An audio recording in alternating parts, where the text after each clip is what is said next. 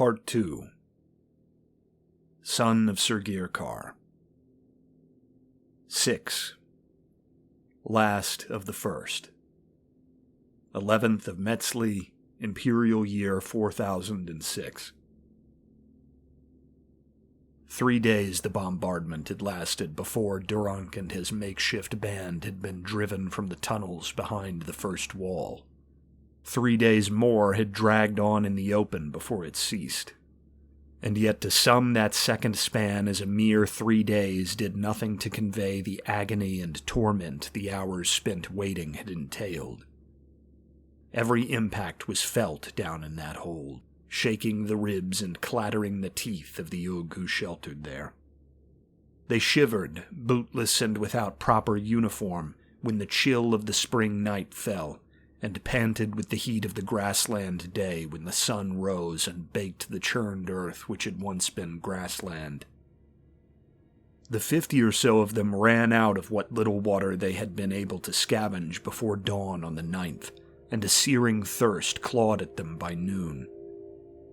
Some drank urine from canteens, or else stomped the field mice which had been driven down to hide in the shadows and rubble of the stairway by the desolation of their grasses, and drank the blood from their broken bodies. The hunger which gnawed their guts seemed tame by comparison, and yet still it weighed on them, just another jot in the long list of hellish torments. They shat in mess tins, and ran them up to the mouth of the descent to throw the refuse out into the open air. Their ears, thus far spared the worst of torment in the bowels of the tunnel systems, were slowly set to a permanent, juddering ring. Their heads throbbed with the noise of constant detonation, and the unspoken fear that the next sound would bring the collapse of the shielding overhang which had thus far protected them.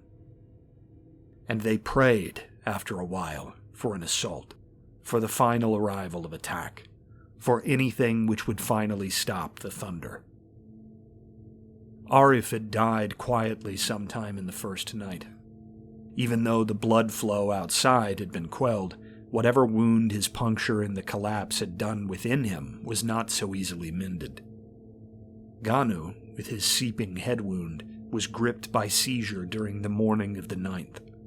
Blood had begun trickling from his ears. Around midday, he too had fallen. The both of their bodies had begun to stink by the 10th. The pads of Enoch's tattered feet were beginning to swell and darken, and the filth in the cramped pit was already starting to wear on the men. Around dusk on the 10th, after more than 2 days of hiding in the stairwell they'd claimed as theirs, one of the Shaishan's delayed action siege shells had, by chance, landed directly on that not-so-blessed overhang. Farouk was stricken dead by stone from above, and though he was the only one of their number killed in this hit by falling debris, the shell had left the overhang a sagging rubble-strewn net of bent rebar cased in cracked concrete. By then the last of the tunnel spans within were also fallen in. When, in the morning before dawn on the 11th, a second, smaller shell sent half this crippled roof peeling down like the wet panel of a cardboard box to crash against the wall of the stairwell, and the falling stones left many of the cowering men bloodied and concussed, the prospect of moving began to be discussed. To Durank, it had seemed obvious there was great risk in staying in the stairwell, now that its roof was hanging useless on its rebar skeleton. If a shell landed in that pit of harsh concrete walls, the concussive force and shrapnel of it would be contained in the trap with them.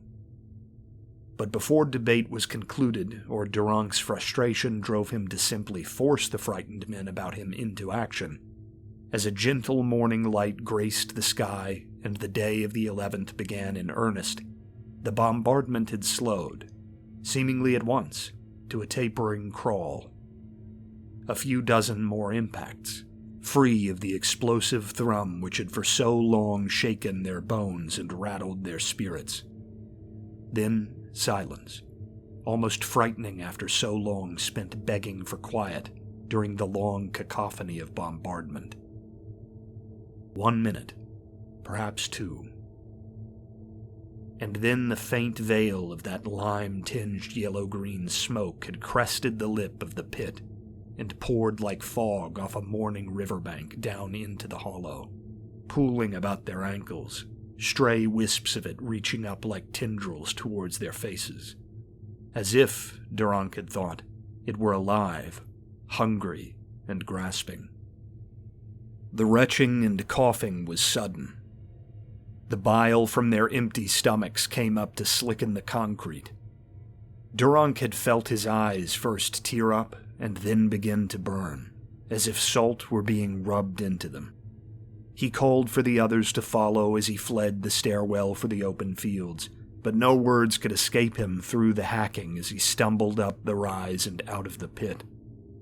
Others followed regardless, if they could, though perhaps a dozen were too disoriented by the swelling in their eyes to find the stairs. These slipped in the slicks of blood and sick on the concrete, coming to rest in the thickest depths of the lime-tinted vapor, hugging the ground, and would never rise again. Enoch, barely able to move on his torn feet, had been among them, abandoned in the blind panic the fumes had brought. Though their tongues and eyes still burned with the presence of the gas, its settlement into blast crater and breached tunnel and low stream meant that, stood up in the open, they were able to gather their wits and regroup. The few dozen left looked to Durank for direction, and again, though his mind was alight with fear and confusion and uncertainty, the eyes upon him invested him with courage. These were the young sons and fathers and kith of his own kindred, and if only to give them the security of mind which comes from receiving orders and assurance, he owed it to them to remain stable. He shepherded them towards the breached first wall, heads held high, rifles shouldered, avoiding the pits and craters and tears in the raw soil. And there were others marching, too, he saw, stragglers and survivors just as they, bedraggled and freshly emerged from the pits to which they'd clung. Here and there some other officer like Durank who had lived to take command shouted encouragement, or led the way up the rise towards the shattered remains of the first wall. And on the wreckage of the wall, too, there were men, hacking and vomiting with the poison vapor which had creeped down into their battered positions, shaken, red-eyed, harrowed by the long shadow of death, but still alive. And Durank's spirit rose to see them, slapdash and exhausted as they all were. Hashun, too, grim but stoic these past days, brightened to see them, calling out to the others in their band, and raising his hand in greeting to the nearest of the survivors. It had felt after the collapses that they were an island, that the globe had shrunken down to that one pit in the stairwell, and they in it were the last of the Ug, or, perhaps, of any kindred not born of Harakwe, left alive. Irrational as this thought might be, it had lurked unsaid in the heart of every one of them, corroding their bravery and whispering defeat in their ears. And yet here were others of their kind, scarred and ruffled, but willing to fight, and hope swelled in chests which had become heavy and hopeless, and brightened the burning eyes of the lion folk who remained. Then the shelling began again. It had lasted only 5 minutes, that break in the thunder of the shells, just long enough to let the gas settle and drive the Ug up into the clear air, Durank thought. Just long enough to let the Ug think the final push was coming. And this time, it was not siege rounds. It was anti-personnel, loaded with cruel shrapnel purpose-packed to tear flesh and slice bone and pierce organ. And by this they were minced in the fields and ruins they wandered. Legs were carried off by hot shards of metal, and gaping wounds were punched in torsos. Men were blown to pieces flung 100 yards off by direct hits as they ran aimless on the heights. They were chewed up by the rainstorm of metal being thrown out into the air by the shells, or else threw themselves desperate and senseless into crater or hollow, where the last of the chlorine strangled them in silence. As Durank ordered the group towards a copse of mangled stumps which rose from the grassless earth nearby, their number thinning by the second as they were scythed down, a shell landed direct in their midst. Many were swept or sent rolling, and Durank himself was tossed into the copse as he dived, the air knocked from his lungs by ground and unforgiving root. As he recovered and shimmied over into the paltry shelter of the densest tangle, his every sense and reflex aflame with terror and need, he saw he was not the only one to make the copse. A man lay prone just beyond the stumps, belly down, his dirt-smeared arm and flank visible from where Durank hid. "In here," he called as he reached out and dragged the man into the tangle. "Get in here." His meaty hand gripped the ragged arm of the tunic and rolled the figure in rough over the roots. But as it bumped into view, smearing its fluids across the soil as it came, he saw why he received no answer. It was Hashun. The mortarman had probably been right on his heels when he'd been thrown. He was dead. His chest and back were ragged with 3 holes where shrapnel had punched clean through him. The entire crown of his skull, much of his forehead, and his left eye had been carried away by some hellish chunk of metal in the shell storm. The open basin of bone where his brain should sit was empty, a pool of chunks and fluid in its bottom. A wayward lock of Hashun's mane, not yet thick with age, had been flung in the fall, and rested wet and red and slick in the pooled gore there, a grotesque noodle hanging over the edge into the dregs of a bowl of soup. The remaining eye was wide open, tinted near black with the bursting of blood vessels. The jaw hung limp, the mouth open, forever silenced. And Durank, trapped with the corpse he had drugged there into the once thicket with him, gazed into that face for the full 20 minutes of bombardment which followed. Except for the husk of Hashun, he was alone. And he was almost hopeful when the strikes came near, or when the rush of metal was close overhead. A bite dug into his calf, another into his shoulder. Neither wound was deep or large, but both spoke to a final strike to come. Soon another shell would land, direct atop him, perhaps, and the lieutenant would be home. Called home by Gazorgu, where Durank's part in the long struggle to preserve his kingdom would be behind him, and he could finally, after all these days which dragged more than whole years of his life which had preceded them, collapse. Rest. Sleep in those gardens atop Sapphire Spire and Ziggurat, cooled by the breeze and heated by the warm sky, lulled by the distant crash of waves from the shore below and the trickle of water through channel and pool. But the 20 minutes of shelling did end, and when it did, and no gas came to throttle him, Durank found he could stand. And he stood in that wreckage of Ugkind agape, scanning the forms of broken wall and torn crater for any sign of life but his own, and finding none. His rifle was gone, dropped, almost certainly, in the tumult. He did not look for it. Durank stood dumb. Had anyone been near to speak, the ringing in his ears would not have permitted his hearing them. And then, as his throbbing skull hummed and his torn flesh burned, he felt something subtle but terrible in its magnitude, something which, for the second time that week, dredged the word earthquake up out of the chaos of competing thought to dominate his mind. The ground was trembling underfoot. Though the drone in his reeling ears might well be tricking him, he believed he heard something accompanying that trembling, a low roar of massed engine or metal. And he stumbled, dazed, the last 100 or so yards up the soil bank to what had once been the main line of the first wall.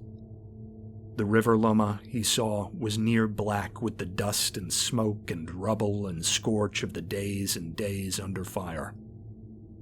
Durank stood upon its sorrow and looked out over the plains east into Sholoshaiti beyond the river.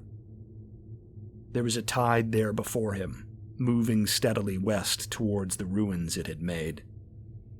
It was no tide of water, or of the accustomed dryland grass rippling oceanic in the light of morning, still slick and glistening with dew. That grass had been all but covered by a new tide, one of booted feet and windswept banner and shimmering bayonet fixed at rifle tip. A mire of dogfolk in ranks and files which blotted out the ground beneath them. Many columns were garbed in the ostentatious golden-yellow uniforms of the army, and others wore the dour blacks of the Ektal. Before them rolled several hundred clattering, belching land ships on treads which raised dust and cast a haze over the legions behind them. Dozens of these were blocky, utilitarian things carrying extended pontoon bridges to be dropped over the Loma, and the rest sported heavy machine guns or cannons or the flickering light of flame spitters from their sponsons. On their flanks, wheeling in, perhaps to follow the armored vehicles up to the bank, were companies of cavalry upon the backs of the otherworldly hairless horses bred by the dogfolk, or chittering, cackling Kandari auxiliaries brought west from their homelands on the savannas of Kandar. The specks of far-off biplanes and triplanes flocked towards the border from distant skies overhead, and at their backs, 5 vast dark spots marked the advance of Volvin zeppelins. And the men of the ranks of the Sholoshaitian Empire sang as they marched, horn and drum playing with them, as if they were still at drill back home, for work and marching songs born of communal coordination were much loved by the people of war. It was a sound that drowned even the engines and treads and hoofbeats and Kandari shrieking at the scent of blood on the breeze. Songs like Tepeklan Eternal, and Glory to the First Soldier, and My Old Comrades. Durank could not have understood these, even if he had been capable in that moment of discerning the foreign words.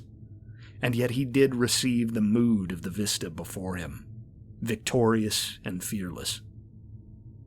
He slouched amidst horrors that dwarfed anything his darkest moments might have offered up in imagination, and his agony was their triumph.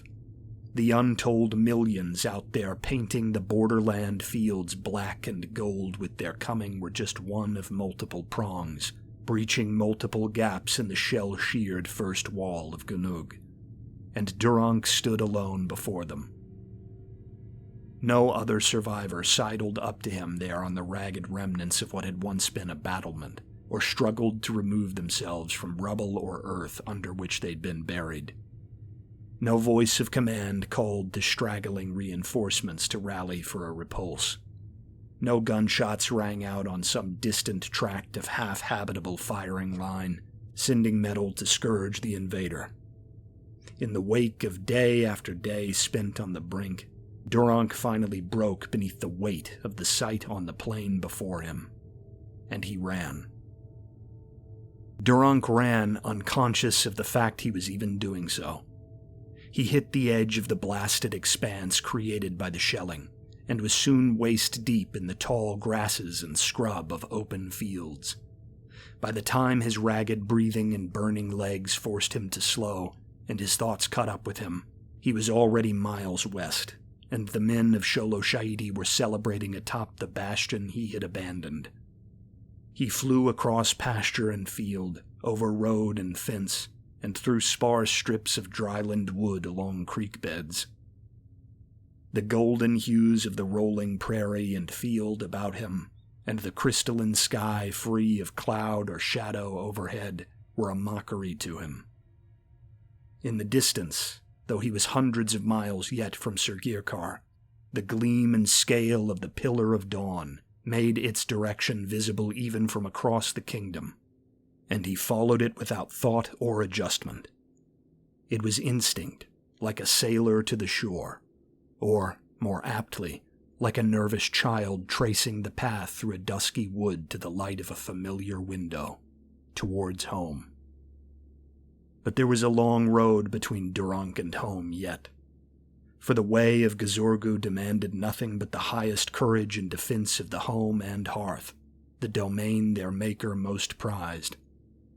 And as he passed through village and town abandoned by their residents, and ran over countryside left vacant of all but the grazing beasts soon to be turned into supplemental rations by the oncoming legions of Sholoshahidi, the full gravity of what he had done sunk in, and he broke down and wept like a child beside a well in the center of a clustered homestead whose name he would never know. It was dusk then, and the world was closing in about him. He drank and drank of that cold, deep well, and then he fell silent. For though he was more terrified and ashamed than ever he had been, Durank had run fully 60 miles over the course of the 11th.